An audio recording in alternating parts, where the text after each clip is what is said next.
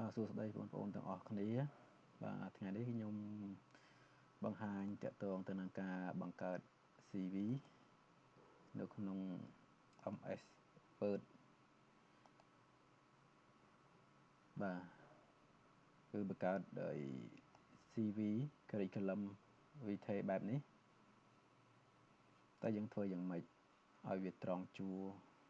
ស្អាតហើយមានលក្ខណៈរៀបរយនៅក្នុងនេះគឺយើងប្រើតកតងទៅនឹងប្រើ column ប្រើតារាងហើយយើងធ្វើការលាក់វាវិញកុំឲ្យឃើញតារាងដើម្បីឲ្យយើងសរសេរអក្សរទៅយើងវាត្រង់ជួររៀបរយស្អាតនៅក្នុងនេះគឺសុទ្ធតែជាតារាងទាំងអស់តែមើលខ្ញុំបង្ហាញបន្តិចទៅយើងសូរ border មកបាទនេះយើងធ្វើនៅក្នុង table ទាំងអស់ពេលយើង hide table ទៅវាមើលទៅស្អាតត្រង់ជួរអញ្ចឹងឃើញទេបើយើងប្រើ tab វាអាចខុសវាលៀងតិចអញ្ចឹងណាបាទថ្ងៃនេះខ្ញុំបង្ហាញតកតងទៅនឹងវិធីសាស្ត្រងាយក្នុងការធ្វើ curriculum ឬហៅថា CV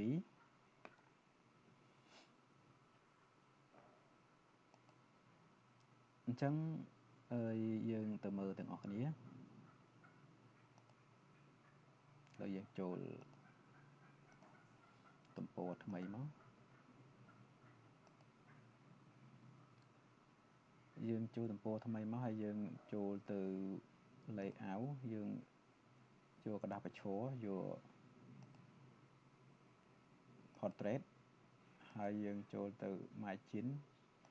យើងកំណត់ margin វាមកដើម្បីវានេះយកឥឡូវយើងយក2ស្មើ2លើក្រោមនេះឧទាហរណ៍ណាបើបងប្អូនចង់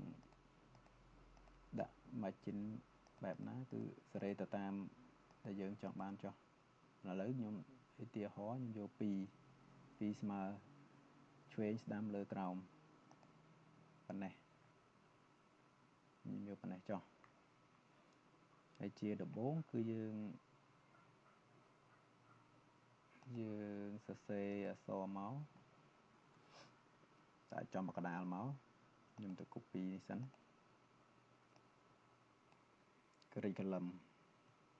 ដាក់ចំណងជើងលើហ្នឹង curriculum ចូលមកទំព័រយើងទៅដាក់មិញមកហើយយើង copy paste សិនមកបាទខ្ញុំខ្ជិលសរសេរខ្ញុំ copy តែម្ដងហើយយើងទៅមើលនៅក្នុងរូបsample របស់ CV របស់យើងអញ្ចឹងនៅក្នុង CV វាមានអីខ្លះវាមានឈ្មោះអាសយដ្ឋានរូបថតហើយវាមានមួយទៀតវាមាននេះ personal data ទៅនៃផ្ទាល់ខ្លួនមានថ្ងៃខែឆ្នាំកំណើតមានកម្ពស់មានអីហ្នឹងហើយមួយទៀតតកតងទៅនឹង education ការអប់រំហ្នឹងឲ្យយើងរាយរាប់តាំងពីរៀនអនុវិទ្យាល័យឬវិទ្យាល័យមករហូតដល់ការបញ្ចប់ការសិក្សាយើងចុងក្រោយយើងរាប់ពីតូចមកធំមកពីបឋមវិទ្យាល័យមកមហាវិទ្យាល័យមកហ្នឹងបើសិនបើយើងមានហើយមួយទៀតជំនាញតកតងជំនាញមានអីខ្លះមានជំនាញដូចជា computer មានវាអីខ្លះbasic skill ហ្នឹងសំដៅទៅលើភាសាជំនាញរបស់យើងអញ្ចឹងខ្មែរយើង native ខ្មែរយើងមានថាយើងប្រាស់បានល្អអង់គ្លេសក៏បានល្អដែរហើយភាសាអីផ្សេងបងប្អូនចង់ដាក់មកចិនកូរ៉េអីដាក់ថែមទៀតមកបើមានហើយតកតងមួយទៀតតកតងទៅនឹង interest ចំណាប់អារម្មណ៍ ចឹងពេលទំនេរយើងចាប់អារម្មណ៍ទៅណាអានសិភៅអានអីចឹងទៅដើរលេងកំសាន្តអីចឹងទៅយើងចេះដាក់ទៅណាដាក់ទៅមើលវាទំនងដែរកុំចេះតែដាក់បាទអញ្ចឹងយើងមើលកលេចមកខាងលើនេះមកតាក់ទងទាំង address របស់យើងអាសយដ្ឋានរបស់យើងអញ្ចឹងអាសយដ្ឋានវាមានប្រមាណកលឹមយើងមើលមកនេះប៉ុន្តែមួយកលឹមអញ្ចឹងអាចុច2នេះទៀតអាចុច2នេះមួយកលឹមទៀតលេខទូរស័ព្ទនេះមួយកលឹមហើយនឹងរូបថតមួយកលឹមទៀតវាចូល4កលឹមអញ្ចឹង roll 1នេះ1មក roll ទី2 mobile roll ទី3roll ទី3 email roll ទី4 address ហើយroll ទី5នេះយើងដាក់តតេអញ្ចឹងវាមានដើម្បីវាកម្រិតពីនេះ personal data នេះអញ្ចឹងយើងចូលទៅអនុវត្តអស់គ្នាអញ្ចឹងខ្ញុំដាក់column 4 roll 5ដាក់ column 4 roll 5ទៅនេះសិនយ៉ាងក៏តតេមិញមកយើងដាក់ចំកណ្ដាលនេះមកហើយយើងចូលទៅ insert table អញ្ចឹងយើងយកinsert column យើងយក column យកតែ4បានហើយខាងនេះយើងយកតែ2សិនក៏បានដែរហើយយើងចាំយើង insert បន្តទៀតមកដើម្បីភាពងាយស្រួលហើយយើងយក2 roll សិនចុះអញ្ចឹង roll នេះ roll name ហើយនេះយើងឡើងចុច2នេះយើងទាញវាមកគៀកមកសេរីវាហើយមកចាំយើងសរសេរនេះប៉ុណ្ណេះមកនេះប៉ុណ្ណេះមក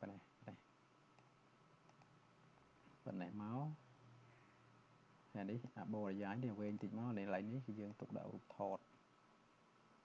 កន្លែងនេះយើងទុកដាក់រូបថតប៉ុណ្ណឹងមកហើយបើយើងចង់បន្ថែមវាឲ្យបាន4ឬ5យើងគ្រាន់តែselect លើវាselect លើវាតែ2ហ្នឹងមកតាមមកជួរទាំងអស់ហ្នឹងមកហើយយើង insert ហើយយើងយកbelow នេះ below ខាងក្រោម roll ខាងក្រោមអញ្ចឹងមក4នៅប៉ុណ្ណឹង4អញ្ចឹងទី1យើងដាក់មកសេរីឲ្យវារត់មក left មកចូលក្នុង home ឲ្យវារត់ពីឆ្វេងទៅស្ដាំហើយនេះចូលកដាលវិញអញ្ចឹងយើងselectយកមកឲ្យពីឆ្វេងមកនេះប៉ុណ្ណេះទី1អីគេយើងដាក់ name ហើយនេះយើងដាក់ G យើងបាច់ដាក់ G ប៉ុចទេ name នេះដាក់ G ប៉ុចក៏បានដែរឬក៏ដាក់ជាប់គ្នា name នេះយើងបាច់ដាក់នេះទេដាក់ដែរមើលគេដាក់អញ្ចឹងយើងក៏បាច់ដាក់ក៏បានដែរកន្លែង name ហ្នឹងនេះដាក់តែ Mr អីគេ Mr នេះអីគេទៅឧទាហរណ៍ចេះទៅ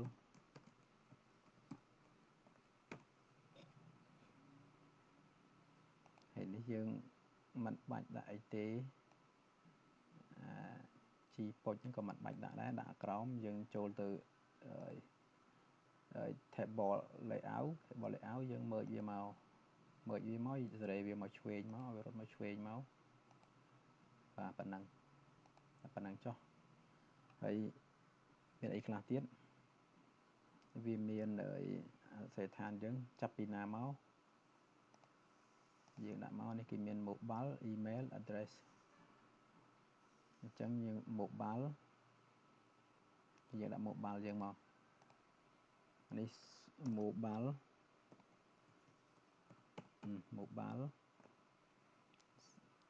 យើង arrow key ម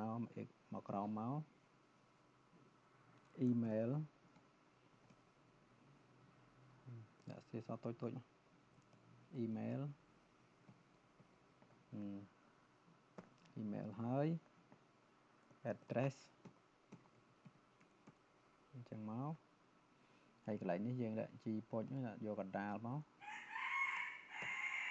ជីពុចបើយើងជិលវាយវាច្រើនយើង copy វាមក Ctrl C មកដាក់ចូលប្លោះនេះផ្លឹបណា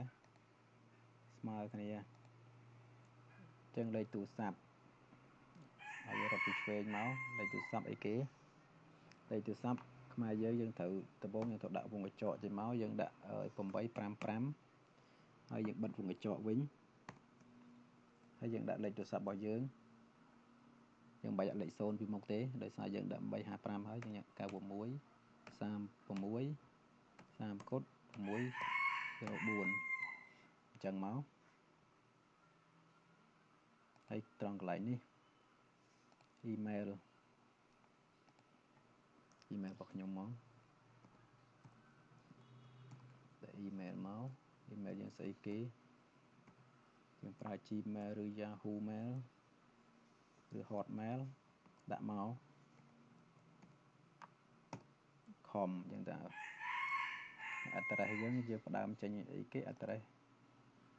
ចេញពីផ្ទះលេខអាម៉ាផ្ទះយើងដាក់ទ្រង់ជ្រូកមកឬក៏ដាក់ N0 មក N0 យើងចូលទៅក្នុង insert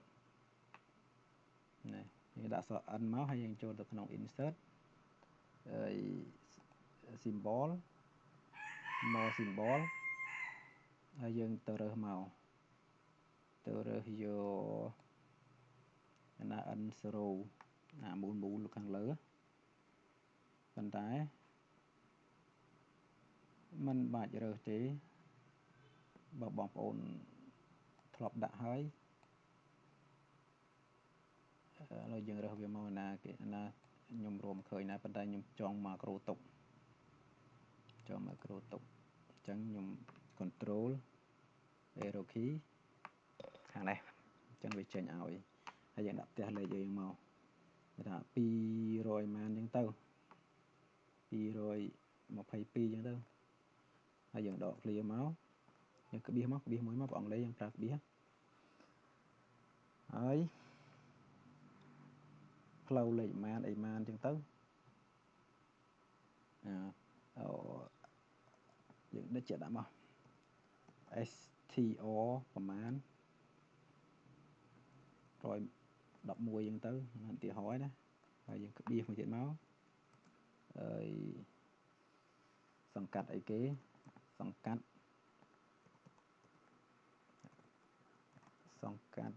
អីយ៉ាសេខុសទេសង្កាត់អីចឹងទៅសង្កាត់តែចោមចៅអញ្ចឹងទៅចោមចៅមួយអញ្ចឹងទៅក្បៀសមកឬខណ្ឌពោធិ៍សែនជ័យអញ្ចឹង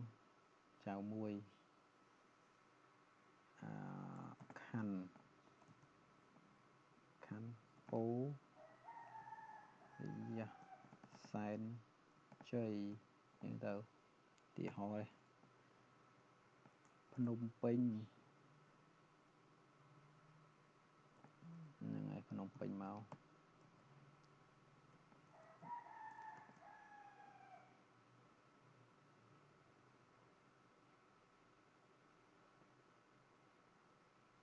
ភ្នំពេញ Cambodia អញ្ចឹងទៅ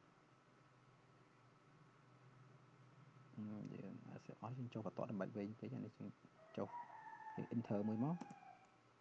នេះដាក់យើងឃើញដាក់ចេះមកព្រោះយើងភ្នំផែនអាយ៉ាខុសទៀតវាចឹងមក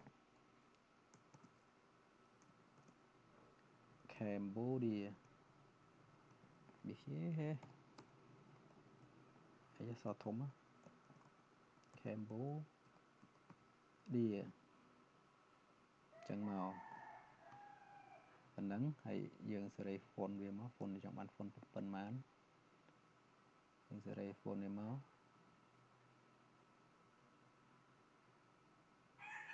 សេរី font វាមកដាក់ font ប៉ុន្មានដាក់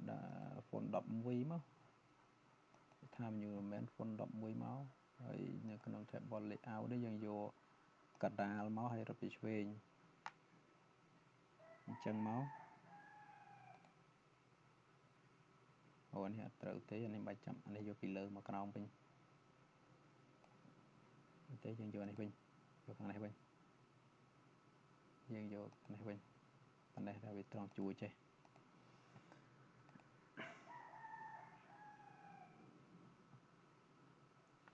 នឹងប៉ុណ្ណឹងបានមួយហើយយើងចូលទៅក្នុងដល់វគ្គ personal data អញ្ចឹងយើង insert មកក្រោមយើង insert ម្ដងទៀតមកមិញកុំព្យូទ័រវា error ទីសុំមើលនេះតិច stop ទៅអូខេអត់អីហើយចាំកាត់ចោលវិញអញ្ចឹងយើង select លើវាមក select លើពីរនេះមកក៏បានដែរយើងចុច insert below វារត់មកក្រោមមក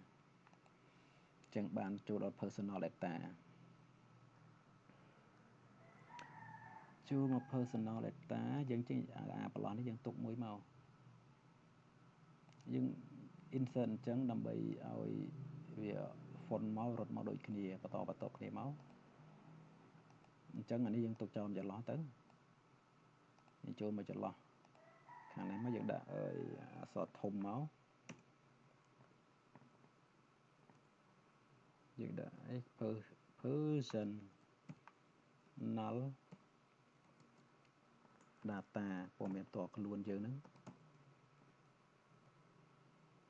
data personal data មានអីខ្លះ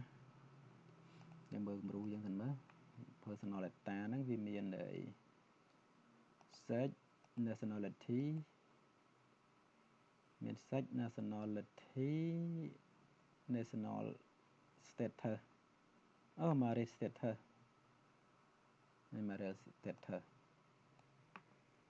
អូគេដាក់នេះទៀតដាក់ចុចគេដាក់ហើយដេញឲ្យ bullet ទៀត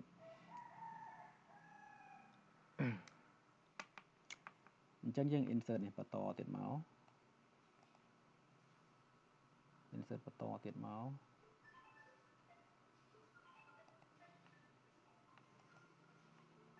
insert បន្តទៀតមកហ្នឹង insert បន្តមកយើងដាក់អីគេអានេះអើយដើម search អូយើងដាក់ bullet សិនយ៉ាយើងដាក់ bullet សិនដាក់ bullet ឲ្យវាសិនមកយើងយកសញ្ញាអីអាចជ្រុងនេះក៏បានទាញវាគៀកតិចមកអានេះវែងម៉េះ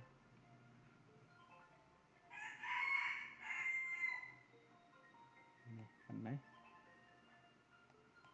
នេះចាប់ទាញវាមកនេះកុំឲ្យវាឆ្ងាយពេកទាញវាប៉ុណ្ណេះ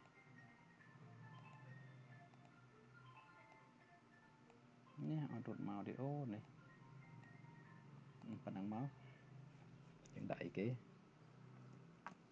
យ៉ាចេញខ្មែរ search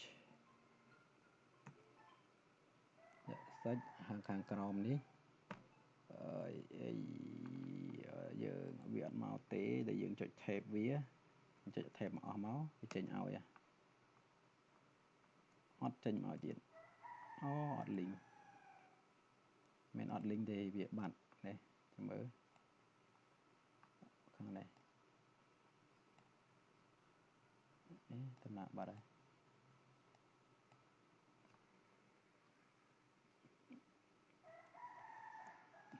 ចុចដាក់មួយទៀតមើលចុះ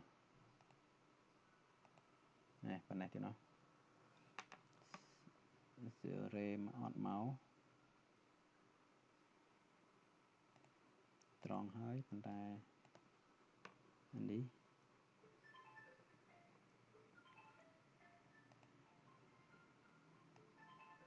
ប៉ុណ្ណេះ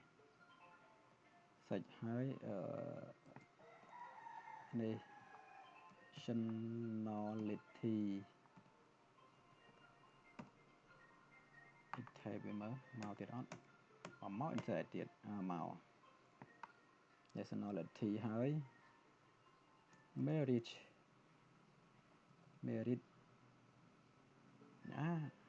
ខុសហើយមើលតិចមកតែសេខុស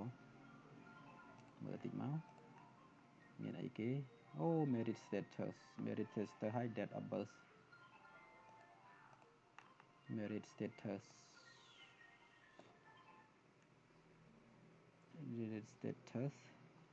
យើងថេបទៀតមកអូតូ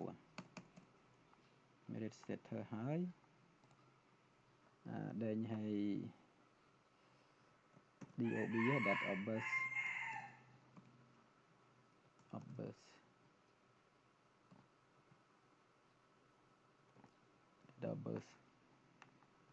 ទៀតមក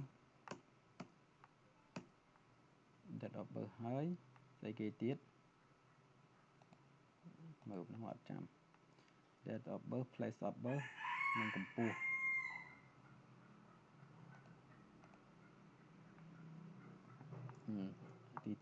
ទីកន្លែងកំណើត place of birth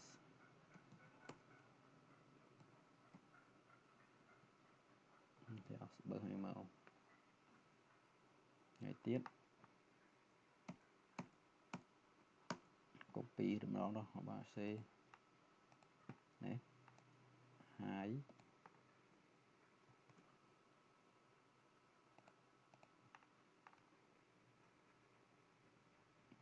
យើងទៅប៉ុណ្ណេះហើយជីប៉ុចនេះ copy ពីលើមកយើង copy ពីលើមកយើងដាក់នេះមកនេះ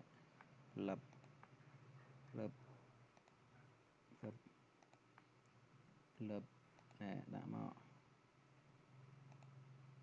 អញ្ចឹងយើងធ្វើអញ្ចឹងទៅវាត្រង់ជួរស្អាតអានេះមិនដាក់ទេកន្លែងនេះយើងបាច់ដាក់ទេលុបវាចោលអានេះយើងទុក select ចេះ select វាមកយើងដាក់ពណ៌វាមកចូល design មកនេះ shading នេះ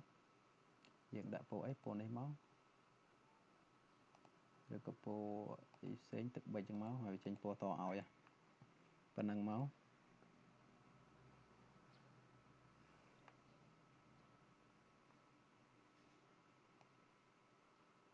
យើងដាក់ font size ឲ្យវាមើលបានចូលប្រមាណ11 12 12ឲ្យ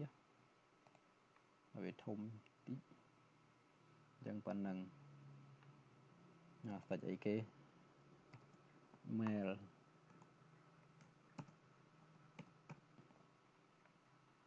ស្អីទៀត personality KH merit យើងអីគេរៀបការហើយរឿងយ៉ាងម៉េចយើងដាក់ single លើគេ date of birth យើងដាក់ពីថ្ងៃទីមកឬក៏ដាក់ខែមុនក៏បានដែរឬក៏ដាក់ March ជាបែបអង់គ្លេសមកយើង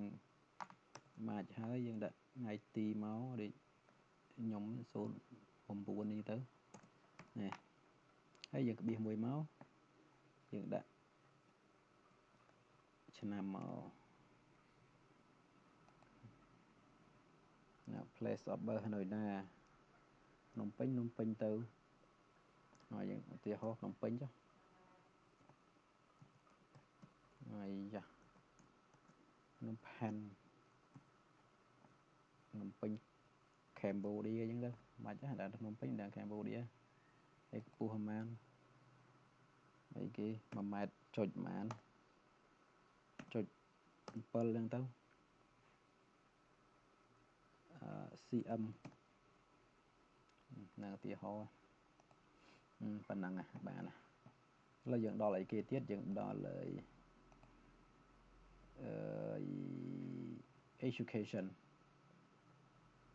education យើងរាប់ពីតូចដល់ធំ education ហ្នឹងយើងដាក់ចុងក្រោយគេបច្ចុប្បន្នក៏បានប៉ុន្តែយើងដាក់បានច្រើនតិចមកអញ្ចឹង insert ទៀតមកទាក់ទងនឹង education យើង select អាពីរនេះមកហើយយើង insert table យក below បាទអា bullet យើងមិនត្រូវការទេចុចលើវាប៉ាប់ហើយចូលអាក្នុងកន្លែងនេះដែលមកយួនណាន់ទៅបាត់យើងមិនបាច់ប្រើវារៀងហ្នឹងហើយយើងនេះយើង select វាមកយើងដាក់នេះ table design យក setting យកដូចគ្នាមកហើយយើងសេអក្សរមកនេះស្អីគេខ្ញុំអាមេញ៉េតើតទៅនឹងការអប់រំ education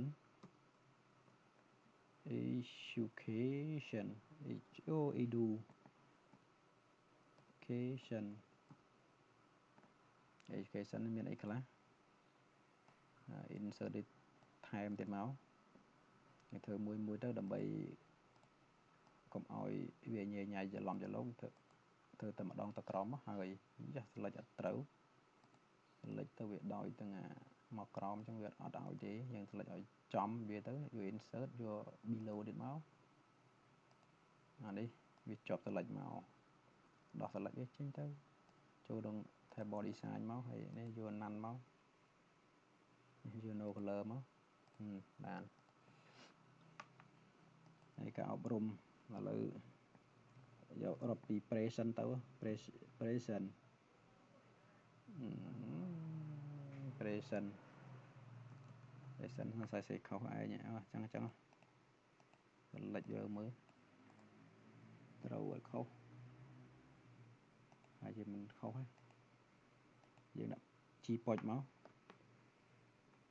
នេះ G ប៉ុចនេះយើង copy មកឲ្យដូចគ្នាយើងដាក់ G ប៉ុចមកផ្លិតពី G ប៉ុចទៀតមក present អីគេបានអីគេរៀនចប់អីគេpresent ហើយយកតាមគេpresent ចឹងមកចប់ឆ្នាំទីម៉ាននេះ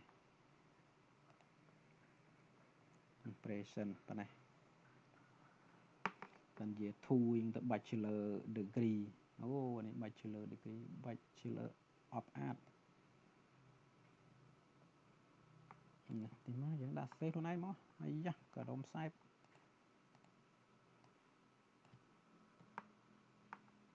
យើងដាក់មកយើងរៀននៅណាយើងសេនូរីយើងដាក់សេនូរីយើងមកលុបអីចោលសិនមកនេះដាក់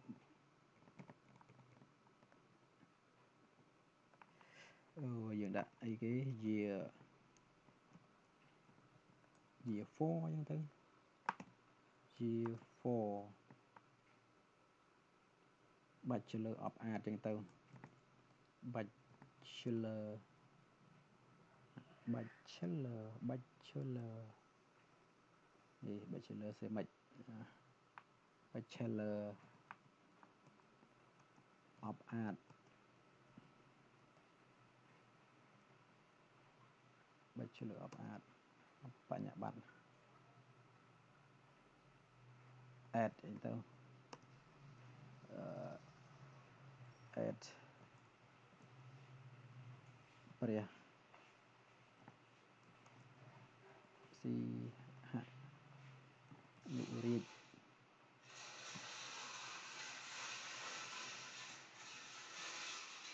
តឃ្លាមួយមក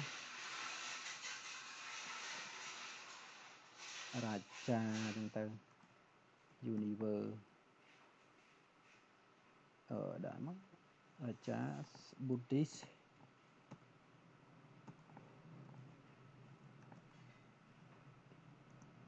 University មកនេះប៉ុណ្ណេះចូលឆ្នាំម៉ានយើងដាក់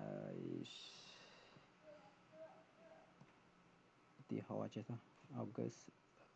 យើងដាក់ March ខ្ញុំផ្សេងនេះមិនត្រូវទេ March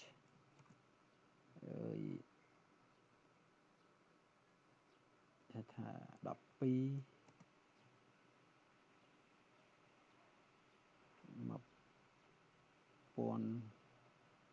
1000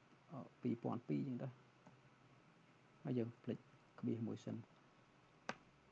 2000ឆ្នាំ2000ចឹងទៅនៅណា high school ចឹងទៅស្អីក៏បានដែរណាទីហោខ្ញុំដាក់បាក់ទូក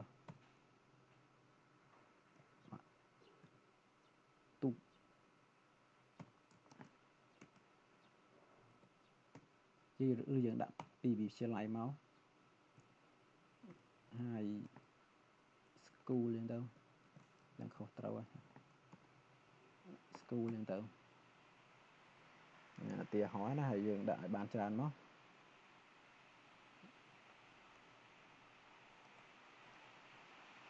ឧទាហរណ៍ខ្ញុំដាក់ប៉ុណ្ណេះចុះ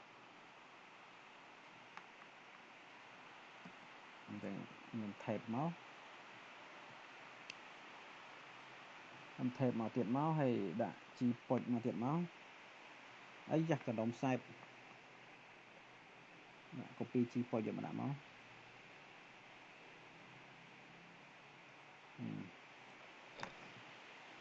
អីទៀតមិនជីប៉ុចទេវាអស់ហើយអានេះដាក់ប៉ុណ្ណេះឥឡូវយើងដាក់ថេបមកទៀតមកយើងបាច់ចាំ insert ទេតែយកថេបវាមកហើយតែថេបទៀតមកហើយយើងចន្លោះចោលមួយមកហើយយើងselectខាងនេះមកយើងដាក់វាចូលមួយទៀតយើងselectមួយទៀតអញ្ចឹងយើងដាក់ shading ឲ្យវាមកហើយយើងសរសេរអក្សរមកនេះចូលអីគេហើយចូលមកហើយ computer ឧទាហរណ៍ computer ចឹង computer យើងបានវគ្គអីខ្លះហ្នឹងប៉ុណ្្នឹងមក computer យើងដាក់ word អែមដាក់នេះមកចំវាមក ms word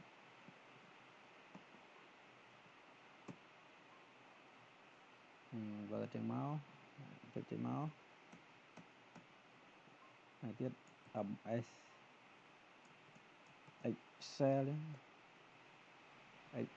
excel មកទៀតដាក់អស់សិនមក excel powerpoint អញ្ចឹងទៅ power អញ្ចឹង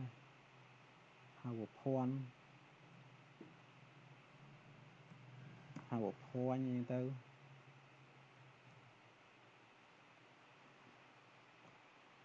Adobe Photoshop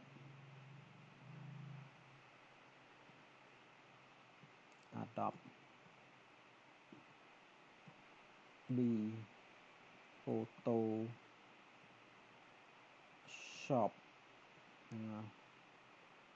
អញ្ចឹងមកអីទៀតដាក់មកច្រើនមក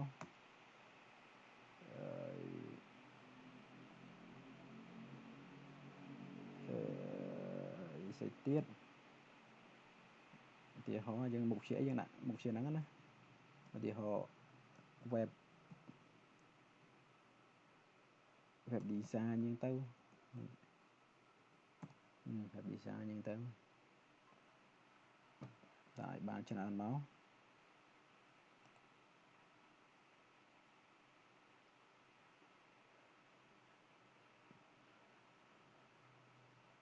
ហើយ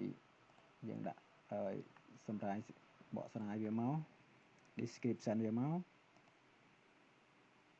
description យ៉ាងមកនេះដាក់ G position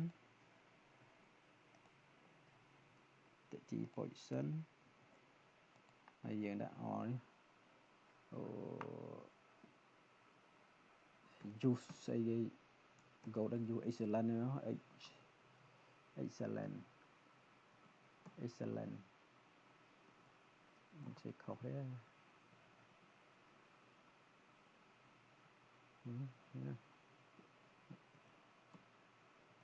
expert ក៏បានដែរ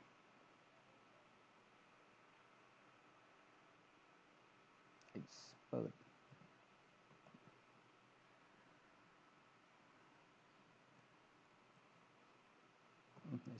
ចឹងឬក៏ដាក់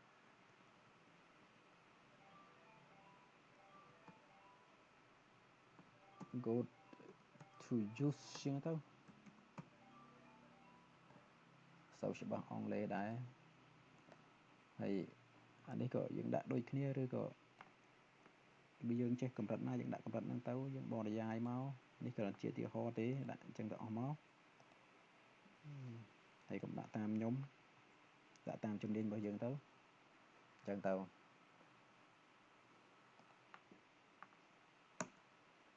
ហើយយើង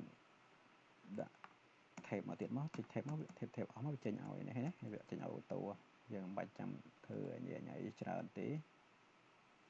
ឡូវដល់វគ្គអីគេ basic skill តោះហើយនេះយើងដាក់ចេះមកយើងយកនេះមកជូតក៏បានដែរនេះអាយ៉ា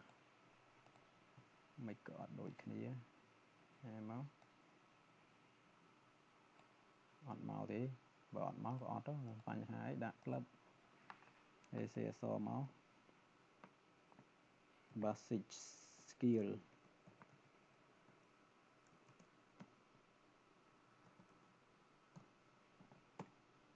basic skill ទៅ basic skill មានអីខ្លះ tab មកចុងផុតមកវាចេញមកឲ្យអូតូហើយមានអីខ្លះ basic skill មានខ្មែរមានអង់គ្លេសតើតើនឹងភាសាយើងដាក់មកទៀតមកមានអីគេខ្មែរយើងដឹងអាចេះយើងខ្មែរ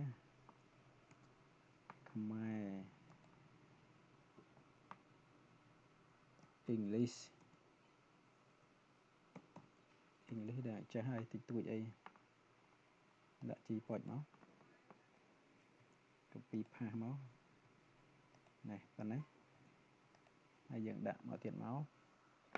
អីទៀតnative ចឹងទៅ native មានន័យថាអីទៀតទៅ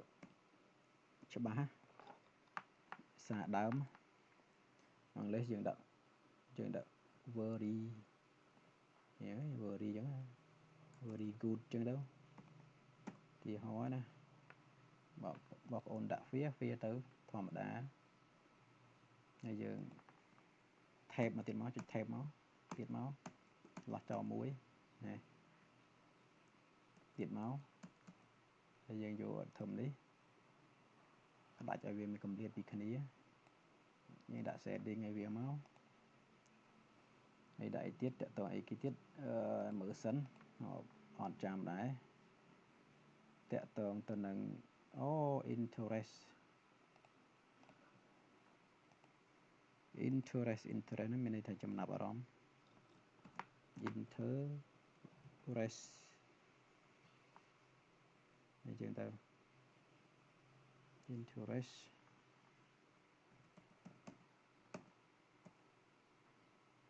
អីគេពេលទំនេរ free time យើងដាក់បានច្រើនមក free time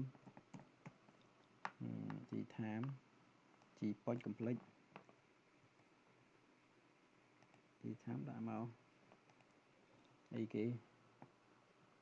and all the way all the way all ចិត្តដាក់សិនមកដល់ត្រូវខំ I'm always ជាង reading book វិញទៅអាយ៉ា reading book វិញទៅ reading book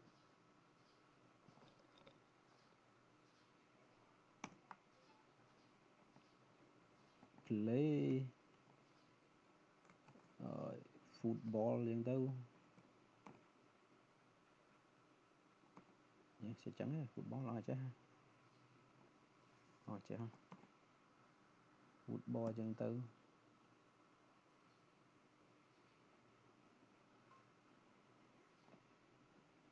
យើងរាយរាប់ឲ្យបានច្រើនមកครับ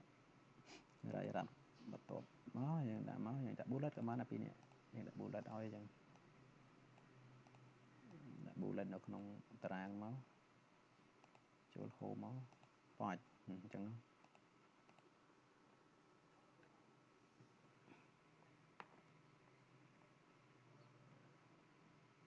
ឬដាក់សញ្ញាដកក៏បាន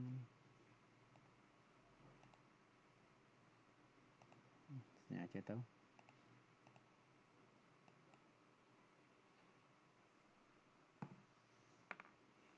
នឹងប៉ុណ្ណឹងហើយតកតងនឹងរូបថតតកតងទៅរូបថតយើងសេរីបន្តិចនេះមកចុះអត់ទាត់អញ្ចឹងទាញវាឡើងលើវិញមក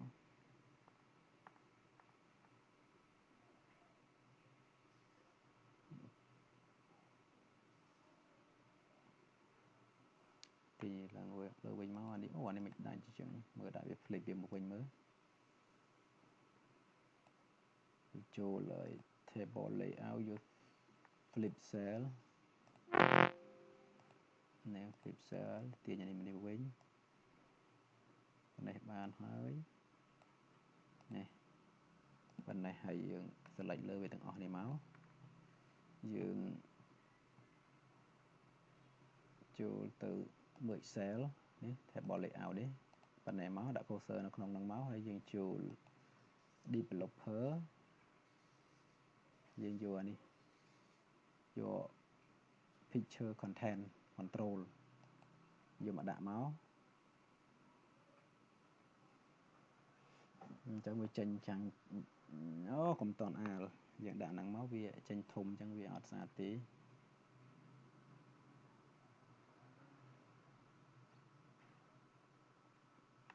ដាក់អញ្ចឹងបានហើយយើងសេរី picture វាមកយើងសេរីឲ្យវាប៉ុណ្ណេះ default ប៉ុន្មានសេរីវាមកនេះអូកុំកាត់នេះដល់នេះពេកនឹងបែកមកវិញយើងកាត់តាត់ធំនេះបានហើយដើម្បីទុកឲ្យកម្លាតខាងនេះយើងមើល layout ទៅប៉ុណ្ណេះបានហើយយើង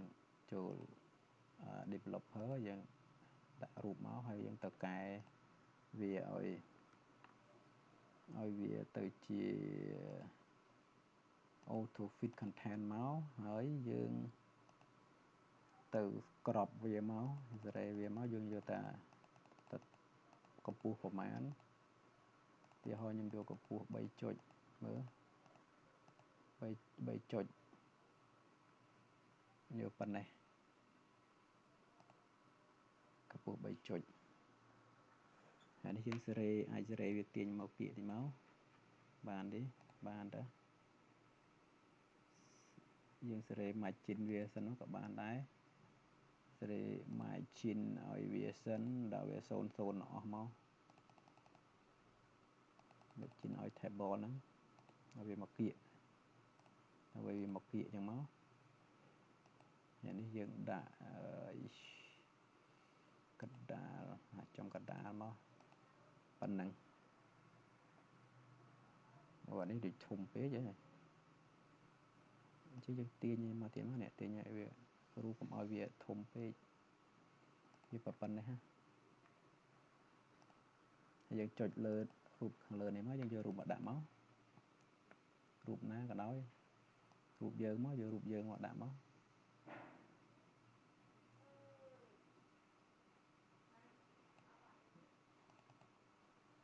ទីហោប៉ុណ្ណេះតែកាញ់វាចូលមកស្អាតឃើញទេរៀបរយចូលមកនេះពាកអូត្រូវអស់វាពាកយើងទាញឲ្យឆ្ងាយតិចមកជីពុចទាញប៉ុណ្ណេះមកទាញឲ្យបានតើអាយ៉ាចាប់ទាញឲ្យមកតិចប៉ុណ្ណេះកុំឲ្យវាគៀកពេកវាអាក្រក់មើលដែរប៉ុណ្ណេះ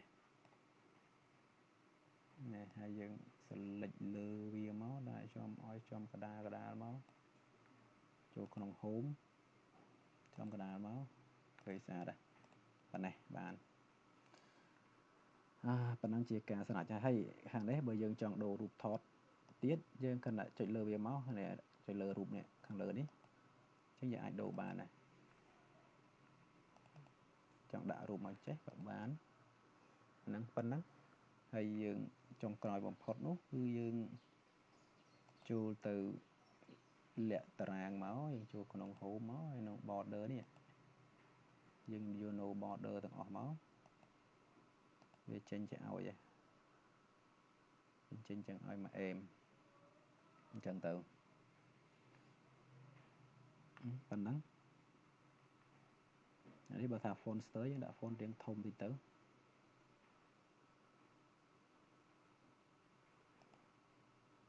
ដាក់សញ្ញាចុចចឹងខាងនេះទៅណាបានហើយប៉ុណ្ណឹងហើយយើងយកទៅកែច្នៃខ្លួនឯងទៅវាមិនអីពិបាកធ្វើទេវាយើងធ្វើអីតែ4-5 នាទី10 នាទីបានដែរបាទអញ្ចឹងយើងយកទៅមើលទាំងអស់គ្នាទៅយកទៅធ្វើតាមទៅតែមានតែប៉ុណ្្នឹងទេ